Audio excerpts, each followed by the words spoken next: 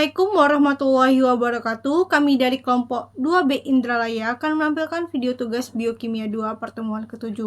Sebelum masuk ke videonya, izinkan kami memperkenalkan diri terlebih dahulu. Saya sendiri Okta Diniarti. Saya Melina Syahrani. Saya Ria Estiani. Jadi video yang akan kami tampilkan mengenai biosintesis asam amino dan nukleotida. Adapun tujuan pembelajarannya adalah mahasiswa mampu menerapkan pemikiran logis, kritis, sistematis, inovatif dalam konteks peranan metabolisme asam amino dan nukleotida dalam kehidupan sehari-hari. Asam amino terdiri dari dua jenis, yaitu asam amino esensial dan asam amino non-esensial. Nah, asam amino yang diperoleh dari makanan disebut dengan asam amino esensial, sedangkan asam amino yang diperoleh dari sintesis di dalam tubuh disebut dengan asam amino non-esensial.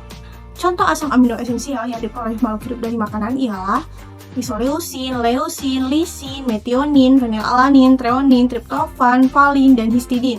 Sedangkan untuk contoh asam amino non-esensial yang diperoleh dari sintesis dalam tubuh ialah alanin, arginin, asparagin, aspartat, sistein, glutamat, glutamin, glisin, prolin, serin, dan tirosin. Biosintesis asam amino tersebut terjadi di dalam jalur yang berbeda-beda, di mana untuk glutamin family jalur alpha ketoglutarate, serin family jalur gliserol 3-fosfat, aromatic family jalur fosfatol pirofat, aspartat family jalur oksaloasetat, pirofat family jalur pirofat, histidin family jalur ribosa 5-fosfat. Nah, berikut ini dapat dilihat gambaran singkat terkait proses biosintesis asam amino.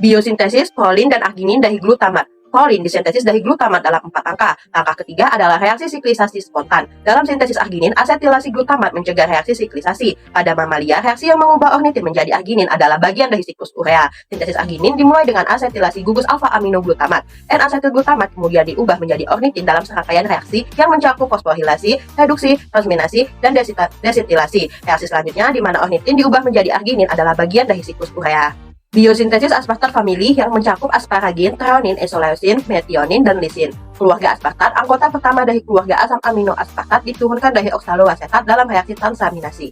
Aspartat transaminase atau AST adalah aminotransferase yang paling aktif ditemukan di sebagian sel di mitokondria dan sitoplasma. Reaksi yang dikatalisis AST ini bersifat reversibel dan secara signifikan mempengaruhi aliran karbon dan nitrogen di dalam sel. Misalnya, kelebihan glutamat diubah melalui AST menjadi aspartat. Aspartat kemudian digunakan sebagai sumber nitrogen dan oksaloasetat perantara siklus asam sitrat. Aspartat juga merupakan prekursor penting dalam sintesis nukleotida. Kelompok aspartat juga mengandung asparagin dan asam amino esensial lisin, metionin, dan treonin. Asparagin, amida aspartat tidak dibentuk langsung dari aspartat dan NH4+. Gugus amida glutamin ditransfer melalui transfer gugus amida selama reaksi yang memerlukan ATP yang dikatalisis oleh asparagin sintase. Kelompok pirufat terdiri dari alanin, valin, leusin, dan isoleusin. Alanin disintesis dari pirufat dalam satu langkah berikut. Biosintesis serin, glisin, dan sistein. Asam amino tersebut, kerangka karbon mereka dari zat antara glikolitik, gliserat 3-fosfat. Anggota kelompok ini memainkan peran penting dalam jalur anabolik. Serin adalah prekursor dari etanolamin dan sinosin.